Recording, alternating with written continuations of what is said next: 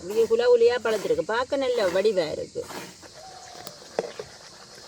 இது வந்து நீள நீள துண்டுகளாக தான் வெட்டுறாது, சின்ன சின்ன துண்டுகளாக வெட்ட இல்லை.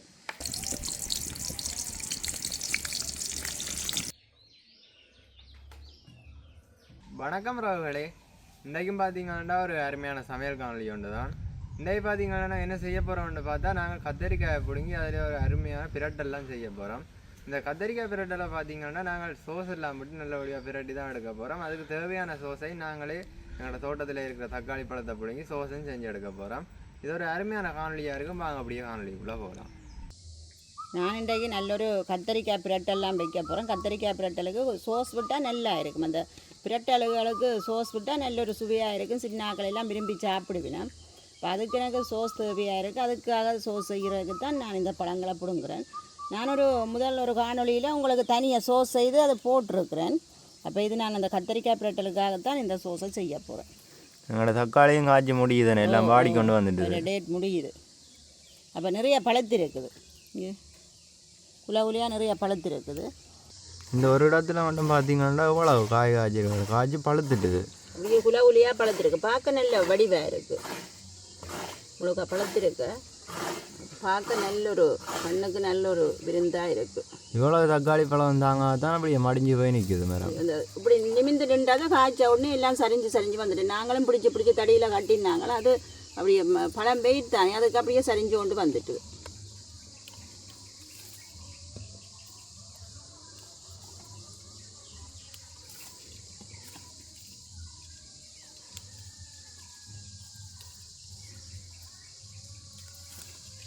நாங்கள் இந்த பழம் பிடுங்கி எடுத்துருக்கிறோம். இதை வச்சு தான் ஒரு சோஸ் செய்ய போகிறோம்.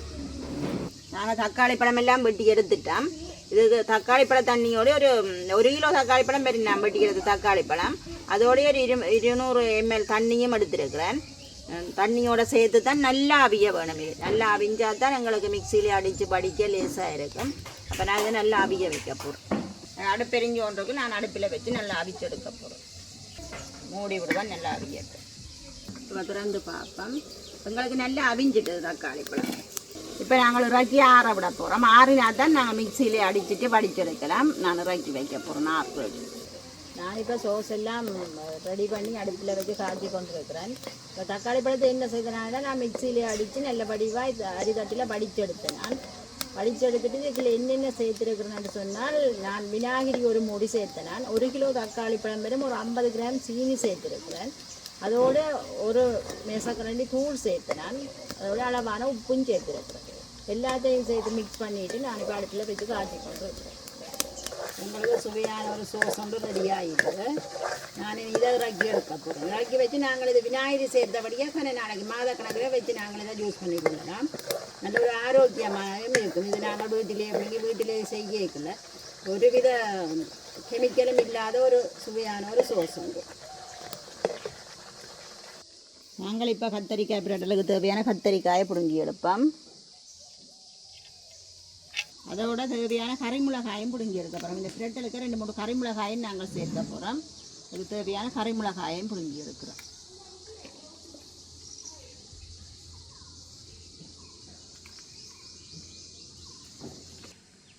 நாங்கள் இப்போ எங்களோட தோட்டத்திலேயே கத்தரிக்காயும் கறிமிளகாயும் பிடுங்கி எடுத்துருக்கிறோம்.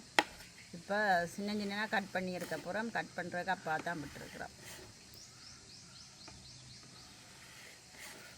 இதே வித்தியாசமான முறையில் தான் நாங்கள் சோஸ் பிரட்டல் ஒன்று செய்ய போகிறோம். இது வந்து நீள நீள துண்டுகளாக தான் வெட்டுறாது, சின்ன சின்ன துண்டுகளாக வெட்ட இல்லை. கத்திரிக்காய் கொஞ்சம் நீள பெருசாக வெட்டினா இப்போ விருப்பமாக இருக்கும். அதை சாப்பிடுவேன், மொண்டு அடுத்து சாப்பிடுங்க நல்லா இருக்குது. ஒவ்வொரு துண்டு ஒவ்வொருத்தருக்கு போட்டால் காணும். கத்தரிக்காய் வந்து நிறையவே எங்கள் உணவில் சேர்த்துக்கொள்ளலாம். நாங்கள் குழம்பு கறி வைக்கலாம், பால் கறி வைக்கலாம், பொரிக்கலாம், பிரட்டல் செய்யலாம். அப்படி ஏதோ விருப்பமான முறையில் செய்து சாப்பிடலாம்.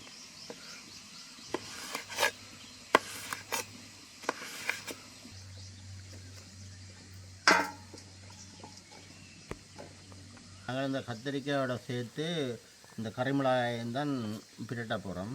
சோஸ் விட்டு பிரட்ட போகிறோம். அப்போ அதில் நீள துண்டுகளாக விட்டு வச்சுருந்தீங்கன்னா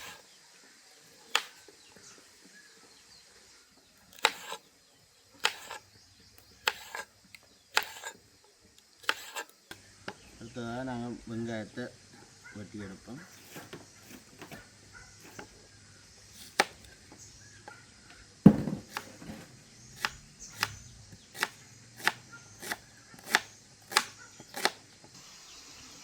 அதோட நாங்கள் வாசனை திரவியங்களையும் சேர்க்கணும். அதோட நாங்கள் இப்போ உள்ளியை வந்து கட் பண்ணி எடுப்போம் முதல். அதோட சேர்த்து இஞ்சியையும் சேர்த்து வந்து சின்ன சின்ன துண்டுகளாக வட்டி தான் நாங்கள் இதுக்குள்ளே சேர்க்க போகிறோம்.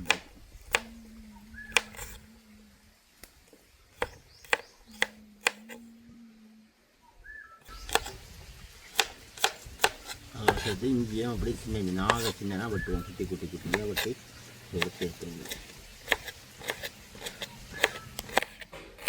இது நல்ல இஞ்சி வந்து உள்ளூர் இஞ்சி தான். ரங்கொன்னு சொல்கிறது நல்ல ஒரு இஞ்சி. இது சரியான காரம்.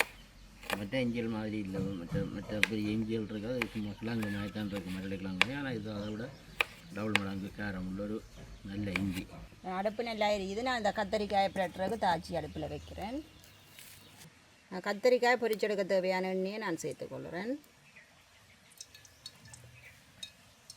உப்புத்தூள் கொஞ்சம் பிரட்டிட்டு பொரிச்செடுப்போம். எனக்கு அடுப்பு நல்லா எரியுது. எண்ணெய் கொதிச்சுட்டுது. நான் கத்திரிக்காயை போட்டு பொரிச்செடுக்க போகிறேன்.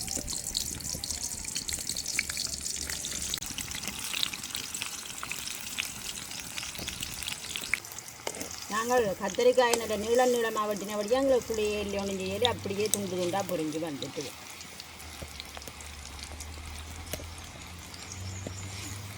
இந்த கத்திரிக்காய் பொரிஞ்சிட்டு நான் இந்த பதத்துலேயும் எடுக்க போகிறேன்.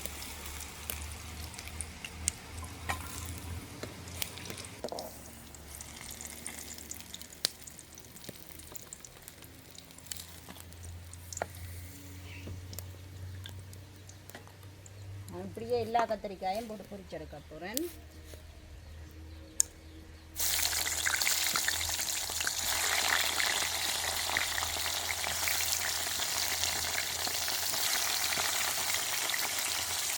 ரெண்டாவது தரம் போட்ட கத்திரிக்காயும் பொரிஞ்சிட்டது. நான் இதையும் படிச்செடுக்க போகிறேன்.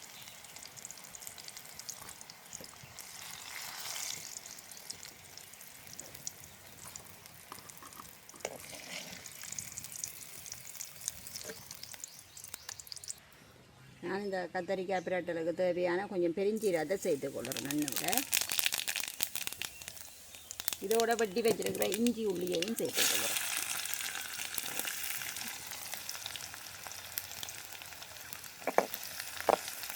கொஞ்சம் அந்த பச்சை வாசனை பொரிய நான் இதோட வெட்டி வச்சிருக்கிற கறிமிளகாய், வெங்காயம், கருவேப்பிலை எல்லாம் சேர்த்துக்கொள்கிறேன். நாங்கள் இது செயற்கைக்கு அடுப்பு நல்லா எரியக்கூடாது. அடுப்பு தண்ணியில் தான் இருக்க வேணும். உங்களுக்கு இது நல்லா பொரிக்க விட மட்டும் இல்லை, சாதுவாக வதங்கினா காணுங்க.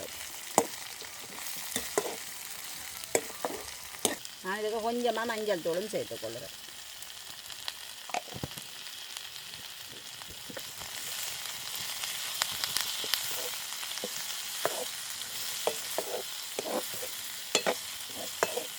எனக்கு இது வதங்கினது காணும். நான் சோஸ் கொட்டி பிரட்டுறதுக்காக நான் சோஸ் செய்த சட்டியே வைக்க போகிறேன் அடுப்பில்.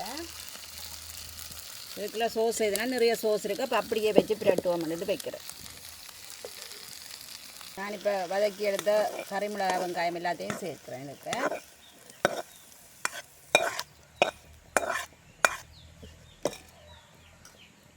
பொரிச்செடுத்த கத்தரிக்காயும் சேர்த்துக்கிறேன்.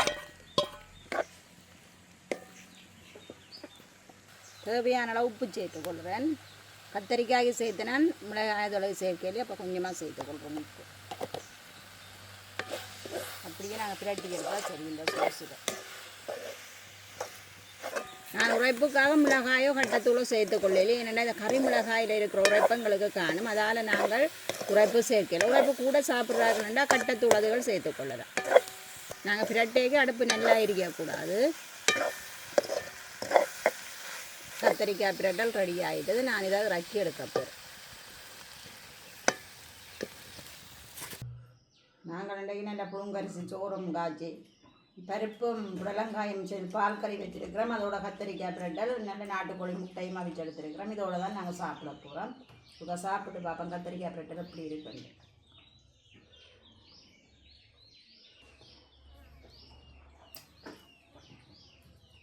மேலே இந்த கத்திரிக்காய் சாப்பிடாதாக்களெல்லாம் இப்படி பிரட்டி விட்டால் சாப்பிடுவேன். சின்ன ஆக்களெல்லாம் நல்லா சோஸ் விட்டு பிரட்டினா நல்ல விருப்பம், நல்லா சாப்பிடுவேன் இதை கத்திரிக்காயை. நல்லா தான் இருக்குது கத்திரிக்காய், சூப்பராக இருக்குது, நல்லா இருக்குது.